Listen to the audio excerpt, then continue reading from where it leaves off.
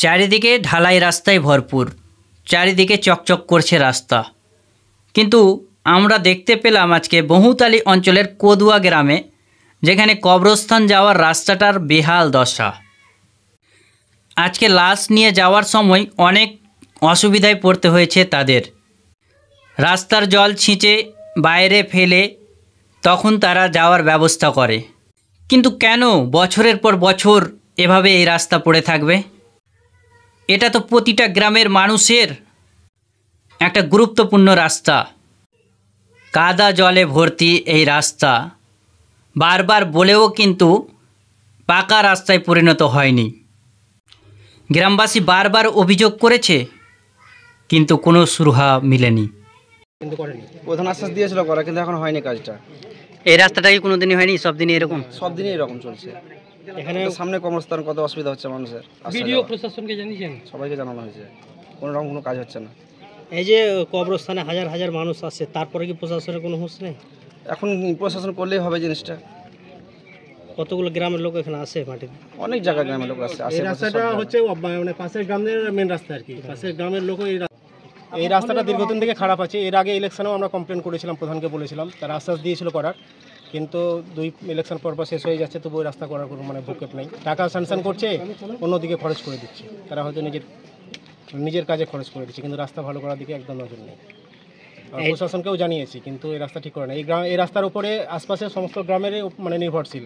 পাশের গ্রাম উমরাপুর, সাহেদপুর আর যারা আছে ভাগলপুর, ওই মানে পুরো রাস্তা ওই দিক থেকে পুরো গাড়ি এদিক দিয়ে যায়, এদিক দিয়ে চলাচল করে মানুষ বেশিরভাগ সময়। কিন্তু এই রাস্তার প্রতি কোনো মানে প্রশাসনের কোনো ভূক্ষেপ নেই। এই রাস্তাটি তো সাধারণ রাস্তা না, এখান থেকে তো কবরস্থানের রাস্তা। হ্যাঁ, কবরস্থান সাধারণ মানুষের জন্য তো সবথেকে গুরুত্বপূর্ণ রাস্তা এটা। মানে আমাদের গ্রাম আর পাশের গ্রাম যাই বলেন না কেন, এই রাস্তাটা মেন রাস্তা। এই রাস্তার উপরেই সবাই নির্ভরশীল। অথচ সামান্য জলে এরকম কাদা, বেশি যদি বৃষ্টি হয়, বেশি বৃষ্টি হলে তো পুরোটা ডুবেই থাকে। এর আগেও মানে এই রাস্তা নিয়ে অনেক কথাবার্তা হয়েছিল, প্রধানকে ডেকে দেখা হয়েছে, প্রধান অঞ্চল সভাপতি কেউই কাজ করে এখানে, কিন্তু রাস্তায় কোনো কাজ করছে না। এর আগে অনেকবার নিজের পকেট ভরতে ব্যস্ত। আমরা চাইছি এই রাস্তার একটা মানে সুব্যবস্থা হোক। এই যে কবরস্থানে যখন লাশ নিয়ে আসছে, কতটা মানে অসুবিধা হবে? অনেক অসুবিধা। আমরা তো রাত্রেবেলায় যখন লাশ এলো আর কি, রাত তখন প্রায় 12:30, 1 হাঁটু জল ছিল এই রাস্তা। আমি নিজে এই রাস্তায় মানে ওই লাশটাকে নামিয়ে এনেছি, তখন 8-10 জন মিলে। তো পুরোটা 1 হাঁটু মানে এই রাস্তার উপরে 1 হাঁটু জল ছিল। সকালবেলায় সব ছেলেপেলে মিলে আমরা সব এই পানিটাকে সাফ করেছি। সব পানি ছিঁচে পরিষ্কার করলাম। রাত্রেবেলায় 1 হাঁটু জল ছিল এখানে। তো এখানে যারা লোকাল নেতা, তাদেরও তো এটাই কবরস্থান? লোকাল নেতাদের কবরস্থান, এবং তারা সবাই জানে যে এই জিনিসটা খুব মানে খুবই জানে এরা যে এই রাস্তাটা খুবই গুরুত্বপূর্ণ, কিন্তু এই রাস্তার প্রতি মুখ নাই। এই রাস্তায় মানে গ্রামের ম্যাক্সিমাম ব্যবসায়ী যারা ট্রাক্টরওয়ালারা আছে, এই রাস্তার উপর দিয়েই ব্যবসা করছে। ওরা জানে যে এই রাস্তাটাই গুরুত্বপূর্ণ, কিন্তু এই রাস্তাটা কি ভালো রাস্তা হয়নি? এখনও রাস্তা হয়নি। তাই এইরকমই আছে। ওরা দেখছেন, মেম্বার প্রধান সবাই দেখছে এরকম।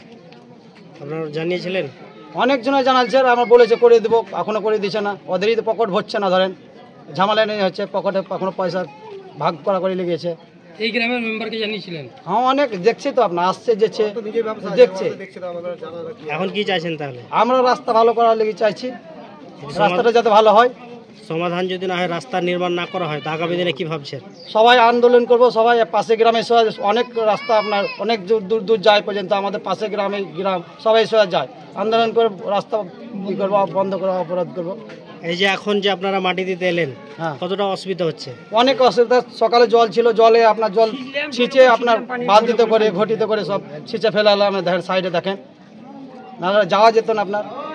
এই যে লাশ নিয়ে আসছেন কবরস্থানে মাটি দেওয়ার জন্য, এতটা সমস্যার মানে সম্মুখীন হচ্ছেন, তো এগুলো কি দেখতে পায় না নেতারা বা গ্রামের যে লোকাল মেম্বার রয়েছে? গুরুত্ব দিচ্ছেন না, ধরেন বলছে, গুরুত্ব করছেন না। আশা দিচ্ছে হবে করে, অনেক দিন এরকম 25 বছর থেকে এরকম চলছে, ধরেন 20-25 বছর থেকে এরকমই চলছে। আপনার নাম? সমীরুল শেখ। এই জায়গাটার নাম? কাদুয়া গ্রাম। উপরে নির্ভর করছে যে কবরস্থান, তারপরে এই অবস্থা, কি বলবেন? এই রাস্তাটা অনেক দিন ধরেই অকেজো হয়ে পড়ে আছে। এটা দিয়ে মানে পাশের গ্রামের যাতায়াত, গাড়ি, ট্রাক, এই ট্রাক্টর, হ্যাঁ, মানুষ সব কিছু যাতায়াত এটা দিয়ে। কিন্তু এই রাস্তাটার প্রতি যে আমাদের বর্তমানে মেম্বার আছে, তারও ব্যবসা আছে, কিন্তু সে এটার প্রতি কোনো নজর রাখছে না। হ্যাঁ, তাই আমরা কালকে একটা লাশ মৃত্যু হয়েছে আর কি, তো লাশটা আনার কোনো ব্যবস্থা ছিল না। জল ছিঁচে অনেক পরিশ্রম করে, অনেক কষ্ট করে লাশটাকে নিয়ে আসা হয়েছে।